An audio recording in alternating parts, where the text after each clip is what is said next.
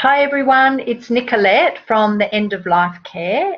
And today, because this week on the 30th of August is a National Grief Awareness Day, and I've joined together with Abbey from the Nourishing Nut because we thought it was a really good topic to discuss. And we're going to look at it from a particular perspective, which Abbey will talk about. So, Abbey, welcome, and yeah, let us know what we're going to be doing.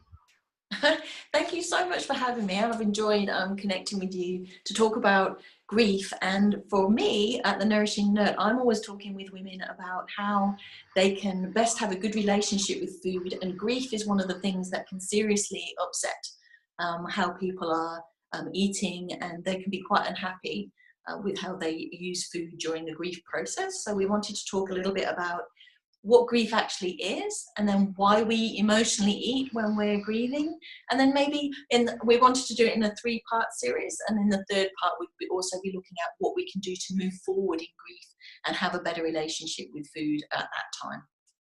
Yeah, I think it's a great topic, such a broad topic, grief, because it's such an individual thing and it's not specific to death or dying, really. It's about really the end of anything. It can be an end of a relationship, it can be the loss of a pet, it can be the loss of a job, it can be just distance between yourself and your family and grieving that you don't have that, or even grieving having a disabled child. There's so many levels of grief that it does affect lots of us all the time in different ways.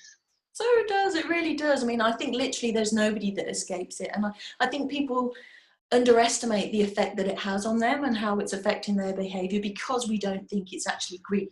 I know a friend of mine that recently her marriage ended, and it took her a little while to understand that you have to go through a grieving process for that it was something that she loved that she lost, and that can represent itself in so many different ways. And she wondered why she was turning to sugar every 5 minutes, and it was like, because you're grieving the loss of the life that you had.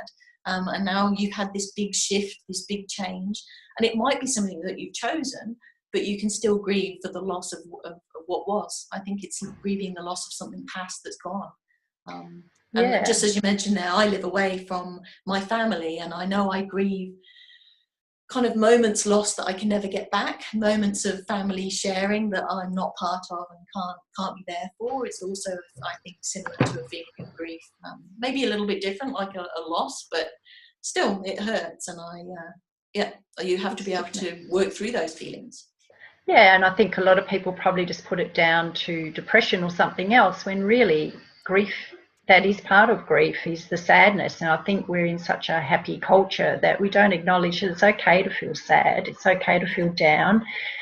Grief can make you feel tired. There's just so many aspects of emotion that can come with grief. And, often, especially around the death and dying side of things, is that which I sort of try and debunk, is Elizabeth Kubler-Ross was always she had a great theory around the grieving process, and what we're finding now is, it's not a linear thing that you just go through anger, denial, all those stages in a linear way. It's actually that you can have those emotions all in one moment, and one day you might be fine, the next day you might be angry and in denial or whatever. So it's such a day-to-day, moment-to-moment thing, and different emotions and different feelings will come from that. So, yeah. Absolutely.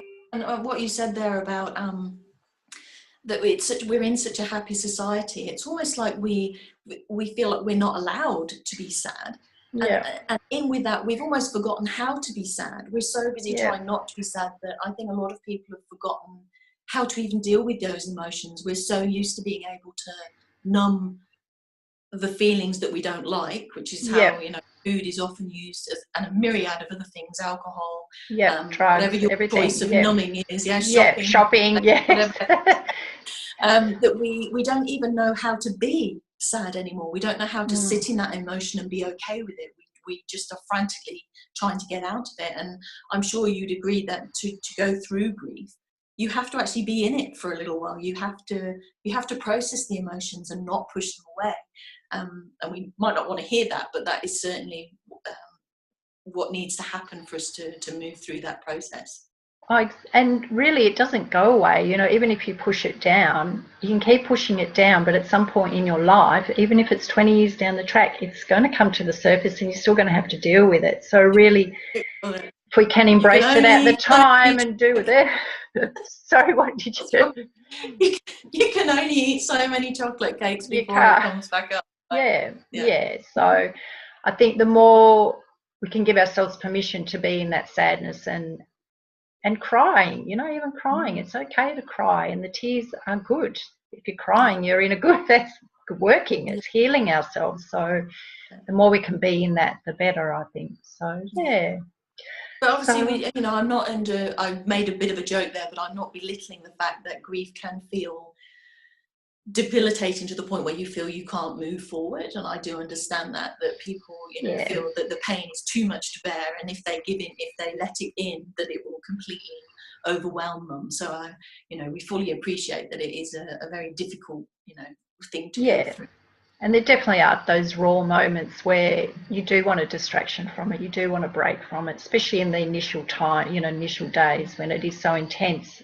Yeah, you do want to just numb out somehow and watch some telly for a while or whatever, you know, but just to have that little mind break from the whole processing of it. So that's a normal part as well. I think we'll talk about that in the future ones, but that's this idea of conscious numbing. So it's fine to numb as long as you know that that's what you're doing. And that you've made a decision that you're not ready to feel those things today, and you're going to binge on whether it be food or TV or whatever. And that can have its place, but you just need to know that that is a conscious decision rather than that it's just somewhere where you're stuck numbing and feeling. Great. So till the next installment, shall we say? Absolutely. So in the next installment, we'll talk a little bit more about why we emotionally eat and how that manifests itself and why it's such a powerful thing. Quite overwhelming for some people. They feel that they have no power against it whatsoever. So talking a little bit about why we emotionally eat and some tools that we can put in place to help with the emotional eating will be part 2 of our Grief Awareness Week. Fantastic. Till then. All right. Thanks so much. See you then. Bye.